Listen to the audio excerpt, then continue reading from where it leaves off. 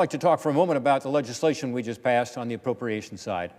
There were two bills. One focused more on the national security defense side. A lot of good things in there for Ohio, including for Wright-Patterson Air Force Base and also for the Lima tank plant.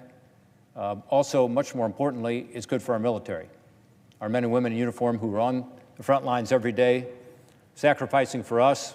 We have shown through this legislation we just passed that we appreciate them. Not only a pay raise, but also providing them the equipment and the modern technology they need to be able to be successful.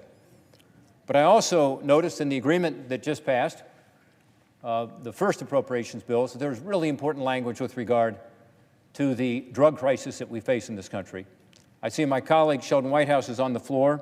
I've worked with him over the years on the Comprehensive Addiction and Recovery Act. Now we have a CARA 2.0 bill we'd like to see passed.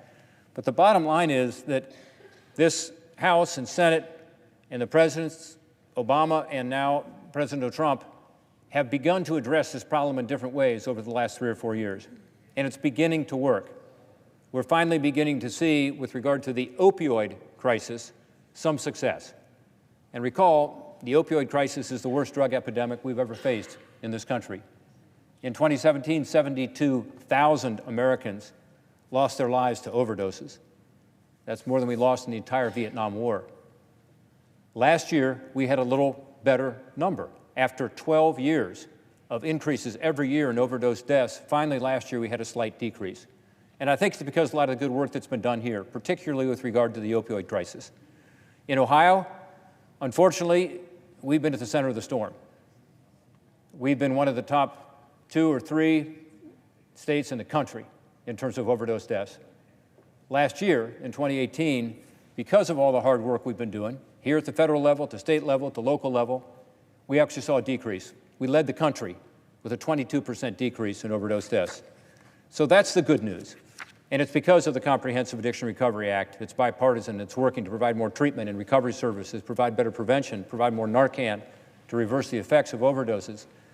It's also because of the 21st Century Cures Act, which provides funding for evidence-based programs to the states, and the states decide how it's spent. I was back home just this past week meeting with people who are getting the benefit of those programs. On Monday, I was at a home in Dayton, Ohio that provides residential treatment for women who are addicted and pregnant and helps their children to be able to overcome the neonatal abstinence syndrome when they're born to a mother who is using. It's beginning to work. I met 2 mothers who have turned their lives around. And I saw a beautiful baby who, at 5 weeks old, is going into the world brighter and cheerier and with more opportunity because of the work that we've done here to provide funding to help. But I will say, we have found, having made progress on opioids, that other drugs are starting to come in to our communities. This is not just an opioid problem. This is an addiction problem. And addiction is a disease that must be treated like other diseases. And although we have made progress, we can't rest on our laurels. Because when I talk to those in the front lines, as I did on Monday in Dayton with law enforcement, the sheriff was there for the Montgomery County, but also to treatment providers, those who are in the trenches, talking to those who are recovering addicts who were there, they tell me about what's happening, which is that increasingly other drugs, including psychostimulants like crystal meth and cocaine, are making a horrible comeback in those communities. Crystal meth coming in from Mexico is more pure and less expensive than ever.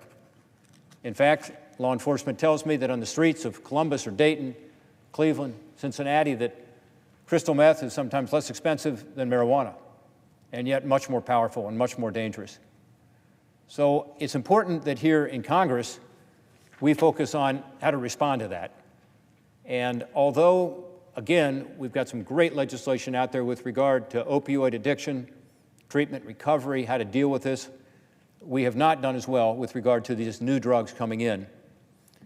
Part of the solution, of course, is to build up our security in our southern border, where we've seen larger and larger quantities of crystal meth manufactured in Mexico being brought into our country by these cartels from super labs, as they call them, in Mexico. By the way, there were crystal meth labs over the years, but the volume was not nearly as high and the cost was much higher. Now that it's cheaper and there's higher volume, you see the meth labs in our communities closing down, but for the wrong reason. It's not being made here anymore because the stuff coming from Mexico is so much more pure, more powerful, more deadly, and less expensive. So for the people already struggling with methamphetamine or cocaine addiction, it's important that they have access to treatment too, that they can get help. And what I've heard at the local level is we appreciate the funding on opioids, but we want more flexibility now to be able to use this funding to combat what is, in many of our communities in Ohio, even a bigger problem, which is crystal meth and sometimes cocaine. So I'm pleased to say that in the legislation that we just passed here this evening, legislation that provides appropriations to deal with this addiction issue, we have provided that flexibility. We have said, yes, we're going to continue to provide grants to help with regard to prevention and treatment and recovery and help with regard to getting people back on their feet and helping law enforcement, but we're going to allow local communities to use this funding both for opioid and for crystal meth and other drugs. So my hope is that what we will see is some of the same progress we've made on opioids now happen with regard to some of these other substances. I've introduced a bill called the Combating Meth and Cocaine Act, introduced it in June of this year to allow this kind of flexibility. That's an authorization bill that's already been introduced, and we've got a good bipartisan support for that. But we went ahead today in the appropriations bill and did it for this year. So for this fiscal year, essentially that legislation will be in effect. So for 2020, we're going to provide that flexibility.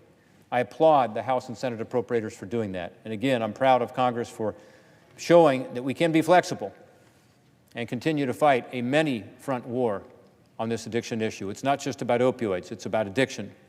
We also need to pass, though, the authorization bill, the Combating Meth and Cocaine Act, and I hope that we will be able to do that after the first of the year to ensure that we can continue to address these public health threats and we can continue to provide for those whose future is so dim because of the addiction, and instead that they be able to achieve their God-given purpose in life. Thank you, Mr. President. I yield back.